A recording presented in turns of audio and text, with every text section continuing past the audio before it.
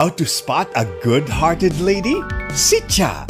Charming at sweet, lalo na sa family. Love you pa. I love you too.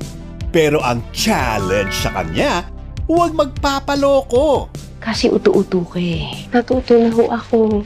Are you sure? Yes. Sure na. Pagdating sa matters of the heart, Problema mo. Ikaw, ka-talking stage niya ako. Poser yan! Poser! Siya, ano ba yan? Di ka na natuto. You really deserve an apology for what happened. And I'm hoping you'll give me another chance, please. mas-spot kaya niya ang tamang tao para sa kanya? Kailangan ko makompronta si Matt. Para 100% sure na tayo. O baka naman bet mo lang makita. Kailangan bang mabudol ka ulit? Gusto lang mag-sorry ng tao. Gusto ko lang rin siya bigyan ng chance. Masama po ba kung hayaan ko siyang i-earn yung trust ko? Nainkanto na nga talaga ako. Spotted si Bel Mariano as Cha. How to spot a red flag. Ngayong January 27, 9:30 p.m.